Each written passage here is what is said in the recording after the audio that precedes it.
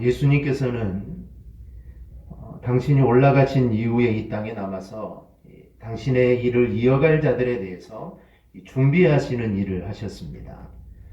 오늘 본문은 주님께서 70인을 내보내셨다라는 의미에서 70인 파송이다라고 이렇게 이야기를 합니다. 누가복음 9장을 보면 예수님께서 이 천국 복음 전파를 위해 12제자를 파송하신 사건이 기록되어 있습니다. 근데 오늘 본문은 이 9장의 12제자와는 별도로 다른 70인의 제자들을 또 세우신 이 사건입니다. 1절을 보면 따로 70인을 세웠다라고 하셨는데 이 말은 헤테루스 헬도메콘다라는 헬라어입니다. 그런데 이는 다른 사람들 70인 혹은 70인의 다른 사람들이다라는 그런 뜻입니다. 그러므로 이 사건은 본문 앞에 있는 예수님께서 제자들을 파송하신 이 사건과는 다른 사건입니다. 어떤 사람들은 이 사건은 같은 사건이다 말을 하는데 그것이 아니라 전에는 제자들을 보내셨고 이번에는 70인의 제자들을 또 이렇게 한번 보내는 내용입니다. 이것은 일종의 임상훈련입니다. 지금은 그들이 늘 주님과 함께 있습니다. 그런데 주님과 늘 함께 있다가 이제는 주님이 계시지 않는 곳에서 이 제자로서의 사역을 한번 해보도록 주님께서 그들을 내보내신 겁니다. 마치 전도훈련을 받고 이제 실제 거리로 나가서 이 전도를 실습해 보는 것과 같은 겁니다. 그래서 너희가 현장에서 하나님의 능력을 한번 경험해 보게 함으로써 이제 예수님이 승천하신 후에 그 주님의 사역을 잘 감당하도록 하기 위해서 주님은 지금 제자들을 내보내시는 겁니다. 그렇기 때문에 이 9장의 이야기와 오늘 10장의 이야기는 이거는 정말 중요한 이야기입니다. 왜냐하면 앞으로 제자들이 해야 될 일이기 때문입니다. 그래서 주님은 9장에서 말씀하시고 다시 한번 10장에서 다시 한번 또 이 말씀을 하고 계십니다. 따라서 우리가 앞서 살펴보았던 내용이니까 우리가 그냥 대충 넘어가도 된다라고 생각할 것이 아니라 우리는 이 말씀을 다시 한번 새겨봄으로써 정말 주님을 따르는 자로서 정말 주님의 제자로서 우리가 어떤 모습을 우리가 갖추고 있어야 되는지 우리가 다시 한번 우리가 생각해 보아야 됩니다. 그래서 우리는 먼저 나는 주님의 제자인가에 대해서 우리 내 자신을 다시 한번 생각해 보아야 됩니다. 교회 다니는 사람을 굳이 구분한다면 먼저 교인이 있습니다.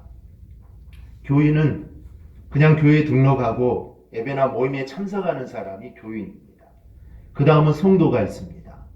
교회 다니면서 구원의 확신이 있는 사람을 성도라고 합니다. 그 다음은 제자가 있습니다. 구원의 확신뿐 아니라 주님을 닮은 사람입니다. 나아가 주님을 닮아 인격이 아름다울 뿐 아니라 또 사명에 충실한 사람입니다. 여러분들은 믿는 사람들의 세 부류 중에 어떤 사람이 여러분들은 되고 싶습니까? 우리가 이왕 믿을 바엔 우리 모두 주님의 제자가 꼭 되기를 바랍니다. 우리가 성도가 되어도 됩니다. 구원의 확신을 가지고 우리가 살아가면 됩니다. 그런데 이 시대에 우리 주님이 정말 원하시는 사람은 성도가 아니라 이 제자입니다. 즉 주님이 원하시는 사람은 이 제자라는 겁니다. 이 점에 대해 주님은 2절에서 이렇게 말씀합니다. 우리 2절 한번 같이 읽어볼까요? 2절 우리 함께 봅니다. 이르시되 추수할 것은 많되 일꾼이 적으니 그러므로 추수하는 주인에게 청하여 추수할 일꾼들을 보내주소서 하라. 아멘. 추수할 게 많다라고 말씀합니다. 그런데 일꾼이 없어서 지금 추수를 못하고 있으니까 추수하는 주인에게 청하여 추수할 일꾼들을 청하라 라고 이렇게 말씀을 합니다. 그럼 주님이 이 말씀을 왜 하셨을까요? 말 그대로 일꾼을 보내주세요 라고 하나님께 기도하라는 것일까요?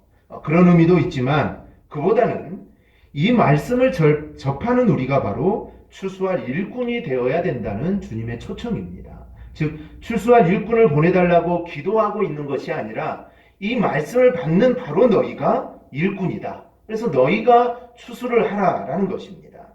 오늘날도 우리는 주님의 이 부름의 응답에 우리가 응답함으로써 우리는 주님의 일꾼이 될 수가 있습니다. 그러므로 우리 모든 성도는 그리고 이 주님의 부름에 또 응답을 해야만 합니다. 왜냐하면 여기에 70이라는 이 숫자는 단지 숫자적으로 70을 의미하지 않기 때문입니다. 이 70이라는 유대인의 이 숫자는 성수 7에 만수를 뜻하는 10을 곱한 수로 세상의 모든 민족 또는 세상의 모든 성도를 가리키는 게 이 70이라는 숫자입니다. 그러므로 이 70인의 전도단의 이 구성은 장차 성도들을 통해 하나님의 나라의 복음이 온 세상에 전파될 것을 지금 시사해주고 있습니다. 그런 의미에서 복음 전도를 위해 세움받은 이 70인의 제자는 모든 성도들을 상징한다고 볼 수가 있습니다. 그러므로 오늘 말씀은 전도를 나가는 70인에게 주시는 말씀이 아니라 바로 저와 여러분에게 오늘 주님이 주시는 말씀입니다. 그리고 여기서 우리는 우리 성도들의 정체성을 확인하게 됩니다. 즉 우리는 다 주님의 복음을 증거하도록 하나님께 세움을 받은 존재들입니다. 우리는 세상에서 부귀영화를 누리도록 하기 위해서나 또 어떤 다른 목적을 위해서 우리가 성도로 세움을 받은 것이 절대로 아니다라는 겁니다. 우리는 다 복음을 위해서 세움받은 이 복음의 일꾼임을 우리가 잊지 않기를 축원합니다. 그러므로 우리는 복음 전도가 우리 인생의 최고의 목표가 되어야 됩니다. 사업을 하든지 아니면 직장을 다니든지 아니면 내 나이가 어리든지 아니면 내 나이가 많든지 이거는 상관없습니다. 많든지 상관없이 정말 모든 것이 우리는 복음 전도에 초점이 맞추어져 있어야 합니다. 우리가 이 일에 소홀히 하는 것은 하나님의 부르심의 목적을 거스르는 것이요. 자기의 인생의 목표를 상실하며 살아가는 겁니다. 그러므로 우리 성도 여러분, 내 자신의 정체성을 우리가 다시 한번 우리가 확인할 수 있기를 바랍니다. 우리는 다 복음의 일꾼으로 우리는 부름을 받았습니다. 우리는 이 부르심에 합당하게 정말 복음 전도에 우리는 최선을 다함으로써 우리를 부르신 하나님을 정말 기쁘게 하고 또 그로 인해 착하고 충성된 종으로 인정받는 저와 여러분이 꼭 되기를 바랍니다. 그럼 주님의 부름에 응답하여서 그의 제자로서 또 전도자로서 살아가는 방법은 무엇입니까? 첫째는 주님만 의지하고 나가는 자가 우리는 되어야 합니다. 우리가 자전거를 배울 때 하는 말이 있습니다. 자전거에 자신을 맡겨라. 네가 가고 싶은 대로 가지 말고 자전거가 가는 대로 가라. 자전거가 오른쪽으로 넘어지면 안 넘어지려고 버틸 것이 아니라 그냥 자전거에 몸을 맡기고 넘어지는 쪽으로 핸들을 돌려라. 이렇게 말을 합니다. 하지만 이런 말 100번 해도 말대로 쉽지 않습니다. 막상 자전거를 배우면 쉽지 않습니다. 그런데 여러 번 타고 여러 번 쓰러지면서 어느 순간 자전거에 의해서 자전거가 넘어진 쪽으로 핸들을 틀다 보니 자전거 평형을 유지하며 나아가게 됩니다. 이런 경험을 여러 번 하다 보면 이제 마치 자전거가 내 몸인 양 하나가 되어서 잘 달리게 됩니다. 전도자의 삶도 마찬가지입니다. 내 자신이 무엇을 준비하려고 하고 내가 무엇을 챙기려고 하고 내가 뭔가를 더 하려고 하다 보니까 전도자다운 삶을 우리가 살지 못하는 겁니다. 전도자는 예수님께 자신을 온전히 맡겨야 합니다. 아무것도 보이지 않아도 정말 주님께 맡기고 나가면 그 이후의 것들은 우리 주님이 책임져 주십니다.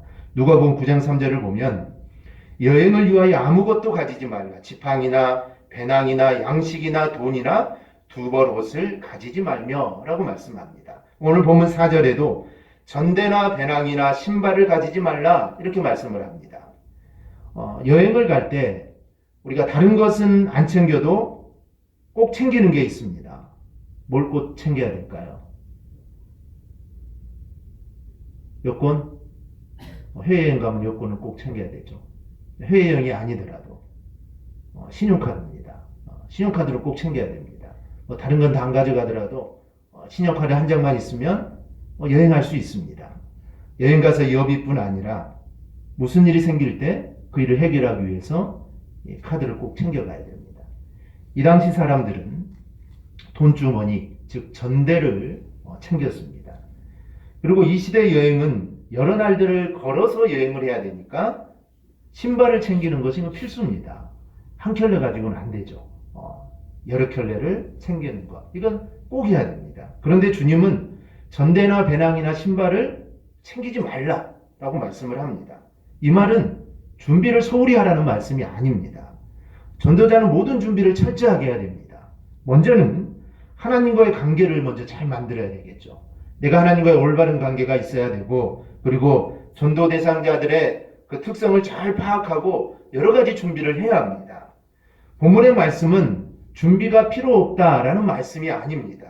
오히려 전도자가 가는 길은 이런 물질적인 것들에 의하여 유지되는 것이 아니라는 것을 오늘 주님은 강조합니다. 결국 전도자는 온전히 주님만을 의지하고 나아가야 된다는 겁니다. 그래서 5절에 7절을 보면 어느 동네에 들어가든 머물게 된 집이 하나 생겼으면 그 집에서 주는 것을 먹으라고 합니다.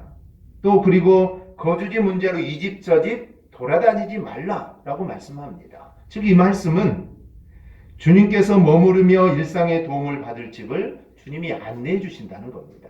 때문에 잠자리가 불편하다고 해서 또는 음식이 입에 맞지 않다고 해서 다른 집을 찾아 나서서는 절대로 안 된다라는 것입니다. 전도자는 주님이 먹이십니다. 그렇다면 주님이 허락하시는 것을 먹으면서 전도를 하는 겁니다. 그렇게 하는 것이 바로 주님을 의지하는 것입니다.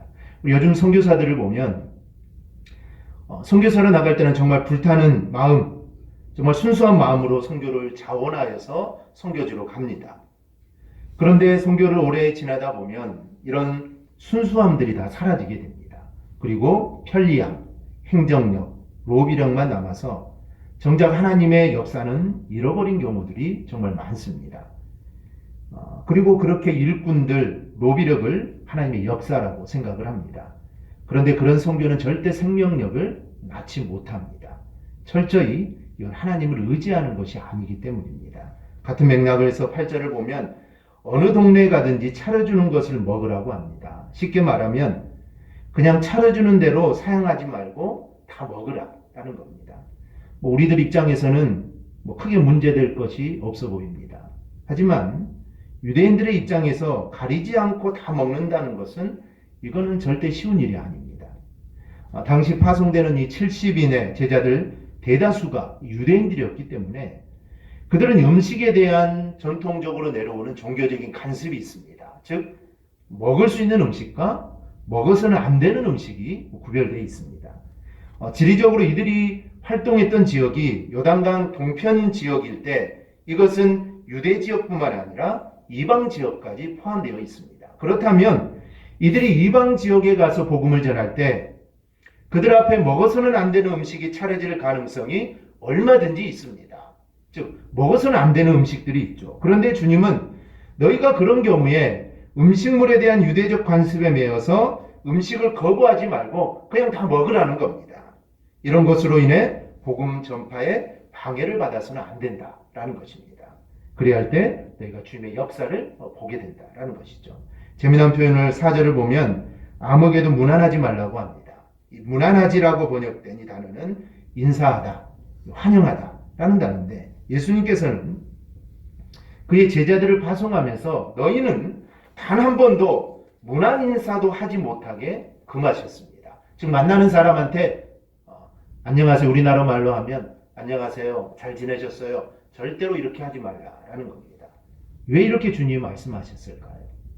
이유는 두 가지가 있습니다. 하나는 전통적으로 유대인의 인사는 우리가 생각하는 것처럼 안녕하세요 하고 지나가는 인사가 아닙니다. 그들은 안부를 묻고 그 다음에 축복을 교환하고 정말 장황한 인사말과 함께 포옹과 입맞춤도 더불어 행해집니다.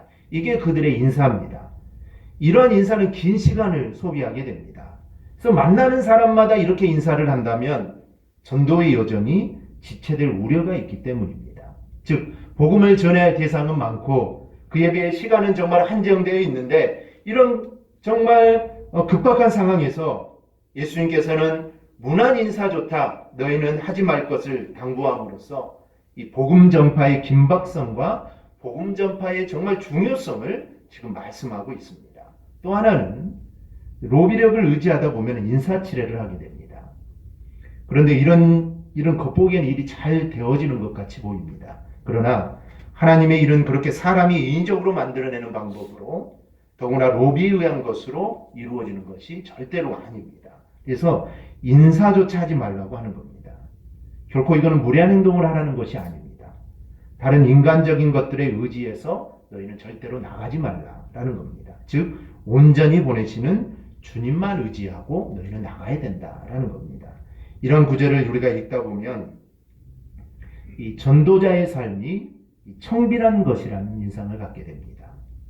옷도 없고 준비된 신발도 없습니다. 배낭도 없습니다. 먹는 것도 그냥 주는 대로 먹습니다. 안 주면 이제 안 먹겠죠. 주는 대로 먹습니다. 즉 전도자의 모습은 청렴하고 청빈한 모습이 되어야 합니다. 청빈하다는 것은 가난하다는 것이 아닙니다. 이 청빈하다는 것은 예수님만을 의지한다는 또 다른 표현입니다. 즉 전도자는 예수님만, 즉 주님만 의지하는 자입니다. 다른 것을 바라보고 의지하다 보면 전도자의 삶을 살 수가 없습니다.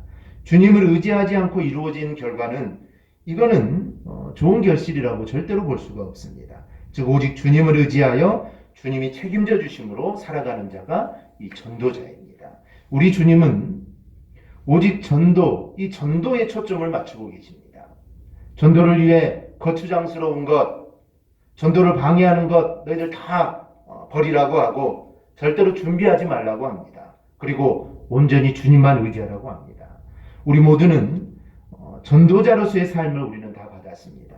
그러므로 우리는 이 전도자로서의 삶을 우리는 살아가야 합니다. 즉 우리의 삶이 이 전도가 되어야 합니다. 이를 기억하고 우리가 전도를 위해 정말 최선을 다하는 삶을 살아가기를 주님의 이름으로 축원합니다. 둘째는 전도자는 최선을 다해서 가난한 자에게 복음을 전해야 합니다. 주님께서는 9절에서 거기 있는 병자들을 고치고 또 말하기를 하나님의 나라가 너희에게 가까이 왔다 하라. 먼저는 가난한 자들에게 가라는 겁니다. 당대의 병자는 가난한 자들의 대표성을 띈 자들입니다. 즉 가난한 자들을 다른 말로 표현하면 소외된 자들을 의미합니다. 즉 전도자가 찾아가야 할 사람은 이렇게 가난하고 소외된 자들입니다. 전도자들이 권력자들을 만난다면 문제가 있습니다. 권력자들 앞에서 할 수 있는 게 뭘까요? 아부밖에 없습니다. 그런 상태에서 하나님의 나라를 전할 수 있을까요? 전할 수 없습니다. 따라서 전도자는 약하고 가난한 자들이 있는 그곳을 찾아가서 그들의 친구가 되어주고 또 그들과 함께하고 결국 그들에게 생명 되시는 예수님을 나눠주는 것입니다. 그렇게 그들이 죄와 사망의 그늘에서 벗어나 빛의 자녀가 되게 하는 겁니다. 따라서 전도자들은 먼저는 가난한 자들에게 가야 합니다. 또한 가난한 자들에게 가서 할 일은 하나님의 나라에 대한 이야기를 하는 겁니다. 오늘 말씀처럼 물론 병자를 고치고 하나님의 나라를 이야기해야 됩니다. 이건 따로 떼어놓을 수 없는 겁니다. 이 말은 너희가 그들의 생활 속에 들어가서 그들과 함께하면서 하나님의 나라를 실제적으로 보여주라는 겁니다. 즉 그 당시 하나님의 나라가 임재한다라는 것을 겉으로 볼 수 있는 것이 병자들이 고침을 받는 거였습니다. 그래서 병자들을 고쳐주고 하나님의 나라를 그들에게 보여주라는 것입니다. 여러분 하나님 나라가 무엇입니까? 하나님의 나라는 하나님의 통치가 이루어지는 바로 그곳이 하나님의 나라입니다. 하나님이 통치하지 않는 곳은 그곳은 하나님의 나라가 아니죠. 하나님의 통치가 있는 바로 그곳이 바로 하나님의 나라입니다. 그렇다면 어렵고 힘든 자들 속에 우리가 들어가서 내가 얼마나 하나님께 충성하는가를 보여주는 것입니다. 그래서 강요가 아닙니다. 자연스럽게 이 가난한 사람들도 하나님의 자녀가 되고 싶은 마음을 갖게 하는 것입니다. 마태복음 5장 16절을 보면 이같이 너희 빛이 사람 앞에 비치게 하여 그들로 너희 착한 행실을 보고 하늘에 계신 너희 아버지께 영광을 돌리게 하라. 이렇게 말씀합니다. 즉 전도자가 가난한 자들 속에 들어가서 그들의 필요를 채우거나 도우면서 지내면 그들은 하나님을 믿고 싶어지게 되고 또 하나님의 다스림을 받고 싶어지게 됩니다. 그러면 자연스럽게 하나님께 영광이 돌려지게 되는 것입니다. 억지로 하는 것이 아닙니다. 억지로 행해지는 것이 아닙니다. 즉 우리의 삶을 통해 그들이 그런 마음들이 들게 된다는 것이죠. 또 하나 하나님의 나라를 전파하는 데 있어 최선을 다해야 됩니다. 그럼 최선을 다하는 것은 어느 정도까지 해야 되는 게 우리가 최선을 다하는 걸까요? 그것은 상대방이 하나님 나라를 받아들이지 않고 거부할 때까지입니다. 오늘 11절을 보면 영접하지 않는 동네가 있으면 발에 먼지를 털어버리라. 이렇게 말씀을 합니다. 그러면서 하나님의 나라가 가까이 왔다 이야기하라고 합니다. 발에서 먼지를 털어내는 행위는 이거는 심판을 이야기합니다. 즉 하나님 나라의 복음을 받아들이지 않으면 결국에는 전능하신 하나님의 심판을 받게 된다는 것을 행동으로 보여주는 겁니다. 그렇다면 심판에 대한 경고를 할 정도라면 정말 할 만큼 다 한 다음에 하라는 것입니다. 최선을 다한 후에 행해야 된다라는 것입니다. 즉 복음 전도는 우리가 최선을 다할 때 열매로 맺히게 되는 겁니다. 우리는 전도자로서 어느 정도 갖추어져 있습니까? 우리는 가난한 자들에게 다가가고 있습니까? 우린 저들에게 하나님의 나라가 가까이 왔다라고 정말 분명하게 이야기하고 있습니까? 그리고 정말 최선을 다해 하나님의 나라를 전하고 있습니까? 최선을 다해서 가난한 자들에게 하나님의 나라의 복음을 전하지 않으면 이건 전도자가 아닙니다.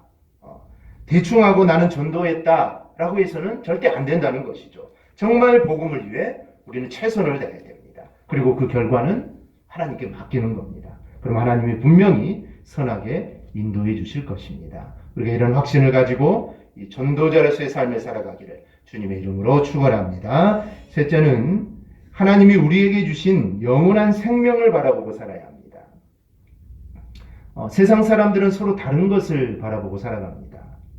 마찬가지로 우리 성도 사이에서도 서로 지향하는 바가 다릅니다. 삶의 지향을 어느 하나다라고 이야기하는 것은 바람직하지 않습니다. 왜냐하면 하나님 우리를 창조하실 때 똑같이 창조하신 것이 아니라 다 개성 있게 창조했기 때문에 이걸 무시하고 똑같은 것을 바라보고 살아야 된다. 이것은 잘못된 겁니다. 하지만 적어도 우리 전도자의 삶의 지향점은 이적이 아니라 영원한 생명이 주어진 것에 있어야 한다라는 겁니다. 우리는 이적에 너무 현혹되어 있습니다. 그리고 놀라운 일들이 일어나면 정말 기적과 같은 일들이 벌어지면 믿음도 저 잘 생길 거다라고 이렇게 생각을 합니다. 하지만 오늘 본문은 반대의 이야기를 보여줍니다. 12절에서 16절을 보면 고라신, 벳세다, 가버나움이라는 동네가 나옵니다. 근데 이 동네들은 예수님께서 놀라운 일들을 정말 많이 보이시는 곳이 이 동네입니다. 이 고라신에서는 예수님께 어떤 사역을 행했는지는 알 수 없지만 이 벳세다는 예수님께서 오병이의 놀라운 기적을 일으킨 곳입니다. 그리고 소경도 고쳐준 곳이 벳세다입니다. 그리고 가버나움은 갈릴리 선교의 중심지로서 백부장이 종을 치료한 곳이고 또 해당장 야이로의 죽은 딸까지 살려주었던 정말 엄청난 이적을 베푼 곳이 이 가버나움입니다. 그런데 주님께서 정말 놀라운 이런 이적을 베풀었음에도 불구하고 그 동네의 사람들은 그 복음을 받아들이기는커녕 오히려 더 교만해서 주님을 배척하게 됩니다. 그러므로 주님은 심판날에 타락하여 멸망한 소돔이나 이방도시 두로와 시돈보다도 바로 너희가 더 큰 심판을 받을 것이다 라고 말씀을 합니다. 소돔, 두로, 시돈 이 도시들은 어떤 도시입니까? 이건 저주받은 도시요 죄악의 도시의 대명사입니다. 따라서 주님의 이적을 정말 많이 본 동네들도 제대로 된 믿음을 갖지 못한다면 심판 때 너희는 더 부끄러움을 당하게 될 것이다 라는 주님의 말씀입니다. 결국 이적을 많이 보는 것이 중요한 것이 아니라는 겁니다. 이적보다 더 중요한 것은 복음을 순수하게 접하는 것, 이게 더 중요하다라는 겁니다. 이적에 대한 것은 이 70인이 돌아 사는 말에도 나타납니다. 이들은 이 성공적으로 사명을 감당하고 주님께 돌아옵니다. 그리고 17절을 보면 이들이 주님께 흥분하면서 보고를 합니다. 70인이 기뻐하며 돌아와 이르되 주여 주의 이름이면 귀신들도 우리에게 항복하더이다. 이 70인은 귀신은 예수님만 쫓아낼 줄 알았는데 아니었다는 겁니다. 자신들에게도 그런 능력이 나타났다는 것에 대해 놀라움으로 예수님께 말을 합니다. 그랬더니 18절을 보면 주님께서도 사탄이 하늘로부터 번개같이 떨어지는 것을 내가 보았노라 말씀합니다. 즉 놀라운 일이 일어나는 것을 주님도 인정을 하셨습니다. 그리고 전도자에게 주신 권능을 다시 한번 말씀해 줍니다. 오늘 19절 한번 같이 읽어볼까요? 19절 함께 봅니다. 내가 너희에게 뱀과 정갈을 밟으며 원수의 모든 능력을 제어할 권능을 주었으니 너희를 해칠 자가 결코 없으리라. 아멘. 이 70인의 제자가 주님의 파송을 받아 세상으로 나갔습니다. 그들은 주님의 말씀대로 정말 온전히 주님만 의지하며 나갔습니다. 그래서 가난한 자들을 찾아갔고 최선을 다해서 그들에게 병을 고쳐주고 하나님의 나라를 전파했습니다. 그랬더니 놀라운 일들이 일어난 것이고 주님은 그런 능력 자체는 내가 이미 너희에게 약속한 것이 아니냐라고 말씀합니다. 즉 그러한 일들은 이미 너희에게 준 것이다. 그러니 너무 놀랄 필요 없다. 주님이 이렇게 말씀을 합니다. 우리가 주님을 의지하며 정말 순수하게 나가면 필요할 때 주님은 놀라운 일들을 우리에게 경험하게 하십니다. 그래서 내가 감당하는 일들이 내가 하는 것이 아니라 정말 주님이 일이라는 것을 우리가 느끼도록 주님은 우리에게 놀라운 일들을 경험하게 하십니다. 그런데 더 중요한 것은 주님의 마지막 말씀입니다. 오늘 20절 우리 함께 봅니다. 그러나 귀신들이 너희에게 항복하는 것으로 기뻐하지 말고 너희 이름이 하늘에 기록된 것으로 기뻐하라 하시니라. 아멘. 여러분, 귀신들이 성도들에게 항복하는 것이 얼마나 기쁜 일입니까? 그럼에도 불구하고 주님은 그것으로 인해 너희가 기뻐할 것이 아니라 그들의 이름이 하늘에 기록된 것으로 인해 기뻐하라 라고 말씀을 합니다. 이는 성도들의 기쁨의 진정한 근원이 무엇인지 우리에게 보여줍니다. 아울러 성도들 이름이 하늘에 기록된 것이 내가 귀신을 명하여 귀신이 쫓아내는 것보다 더 큰 기쁨이다 라는 것을 우리에게 보여줍니다. 실로 성도들의 이름이 하늘에 기록된 것보다 더 큰 기쁨은 없습니다. 그것은 성도들의 모든 기쁨의 근원입니다. 그 이유는 첫째는 귀신들이 항복하는 등 제자들이 행한 권세와 능력, 즉 은사는 영원한 것이 아니라 일시적인 현상에 불과한 반면에 하늘에 기록된 성도들의 이름은 영원하기 때문입니다. 즉 귀신을 쫓아내는 것, 이건 영원하지 않습니다. 근데 하늘에 내 이름이 기록된 것은 이건 영원하다는 것이죠. 제자들이 그토록 기뻐했던 그들의 능력과 은사는 사실 영원한 것이 아니라 때가 되면 이거는 다 사라지는 것들입니다. 왜냐하면 영원한 하늘나라에는 더 이상 사탄의 세력이 존재하지 않기 때문에 그러한 은사들은 역시 더 이상 필요가 없기 때문입니다. 즉 하늘나라에 가서 귀신 쫓아내고 있을 필요는 없습니다. 왜냐하면 하늘나라에는 사탄이 없기 때문입니다. 그래서 그런 능력들, 그런 은사들, 이거는 그때는 다 필요가 없게 된다는 것이죠. 뿐만 아니라 우리가 여기에 대해 우리가 반드시 잊지 말아야 할 것은 귀신을 쫓아내는 것과 같은 여러 능력과 은사가 반드시 구원을 보장해 주지 못한다는 것입니다. 내가 귀신을 쫓아낸다고 해서 나에게 구원이 보장되는 것은 아닙니다. 왜냐하면 주님께서 마태복음 7장에서 주의 이름으로 선지자 노릇하며 많은 능력을 행하던 자들 가운데 하늘나라에 들어가지 못하는 자들이 있을 것이다 라고 말씀을 합니다.